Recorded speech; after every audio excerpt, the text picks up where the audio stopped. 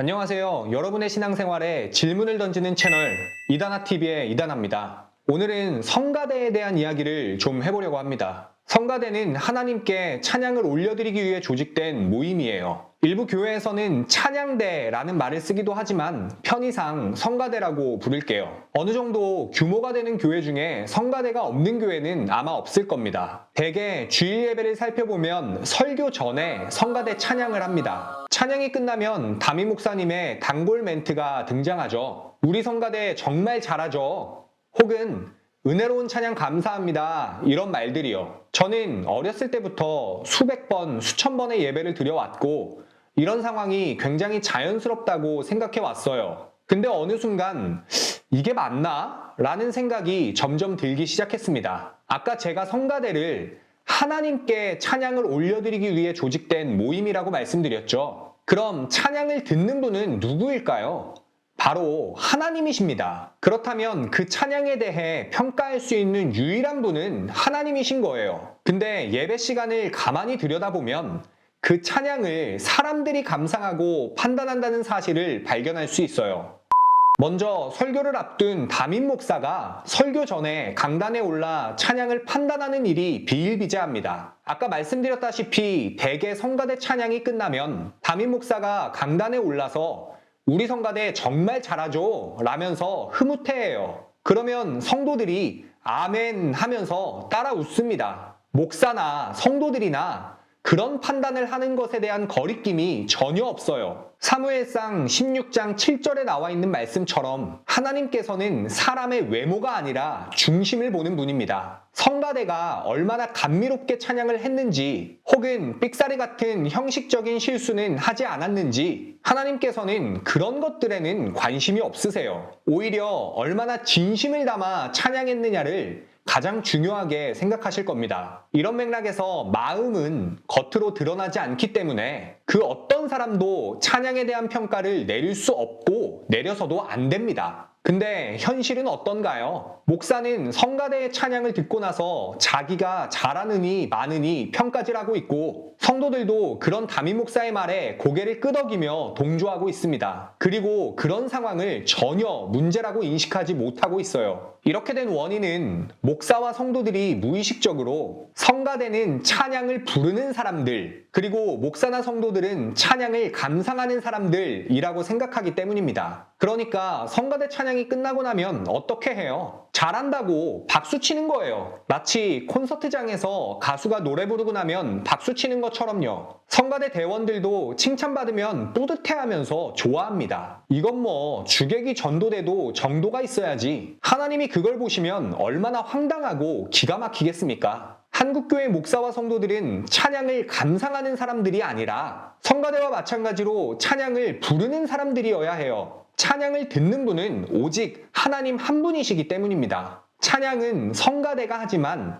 목사와 성도들 역시 마음으로 가사를 함께 고백하면서 하나님께 찬양을 올려드려야 하는 거죠. 성가대 또한 노래를 잘 부르는 것도 중요하지만 그보다 찬양의 가사를 생각하면서 진심을 다해 찬양해야 해요. 저도 한때 성가대원으로 활동한 적이 있는데 성가대 연습을 가보면 진심으로 찬양하는 것을 강조하는 지휘자는 거의 없습니다. 음악적인 완성도만 중요하게 생각하는 분들이 많아요. 그러다 보니 성가대원들도 마음을 다해 찬양하기보단 실수하지 않고 더 나은 음악을 하려고 노력합니다. 이런 관습도 반드시 고쳐져야 할 한국교회의 문제예요.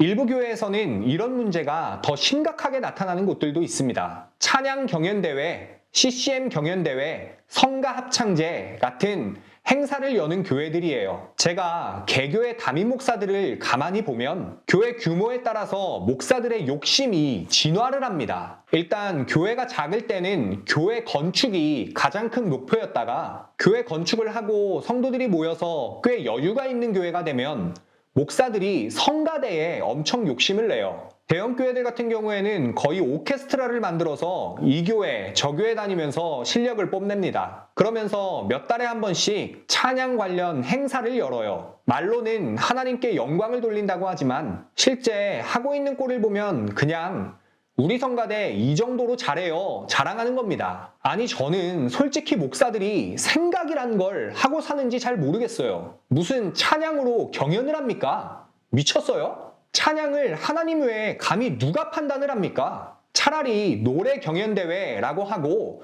가요로 경연하세요. 하나님께 올려드리는 찬양으로 경쟁을 하고 등수를 매기고 상금을 받고 이런 꼬라지를 보면 저는 한국교회가 제정신이 아닌 것 같아요. 이게 최근에 시작된 것도 아니고 수십 년 전부터 해오던 건데 문제를 제기하는 사람이 아무도 없습니다. 성가합창제 같은 건 그나마 좀 양반이에요. 근데 성가합창제도 앞서 말씀드린 것처럼 찬양이 끝날 때마다 박수를 칩니다. 그리고 행사 다 끝나고 나면 지인들이 꽃다발 들고 와서 성가대원들에게 안겨줘요. 아니 하나님께 찬양 올려드리느라 고생했다는 건가요? 아니면 성도들에게 좋은 콘서트 보여줘서 감사하다는 뜻인가요? 이게 정말 조금만 생각해보면 문제덩어리 투성인데 아무도 이런 걸 문제 삼지 않습니다. 저는 이런 한국교회의 모습을 볼 때마다 자정 능력을 상실한 것 같아서 정말 마음이 아파요. 그리고 내친 김에 솔직히 말할게요. 아니 같이 목소리 내서 찬양할 수도 없고 성가대가 찬양하는 것만 몇 시간 동안 듣고 있으면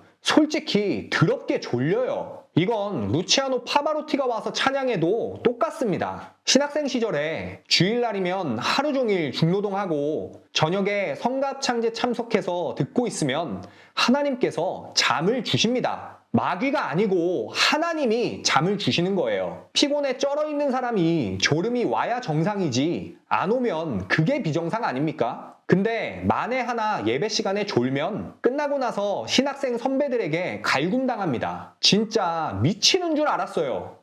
한국교회 성도 여러분, 성가대는 여러분이 찬양 감상하라고 만들어진 조직이 아닙니다. 하나님께 찬양을 올려드리기 위해서 만들어진 조직이에요. 설령 여러분이 성가대원이 아니라고 해도 찬양을 부를 때면 모든 성도들이 성가대원인 겁니다. 목사님들도 꼭 기억하세요. 성가대는 여러분 어깨에 뽕 넣어주려고 만들어진 조직이 아닙니다. 되도 않는 찬양경연대회 열 생각하지 마시고 성가합창제 같은 거 하실 거면 모든 성도들이 다 함께 찬양할 수 있는 그런 시간을 계획하시길 당부드립니다. 그래서 오늘의 결론, 성가대 찬양 감상하지 말고 따라 부르자.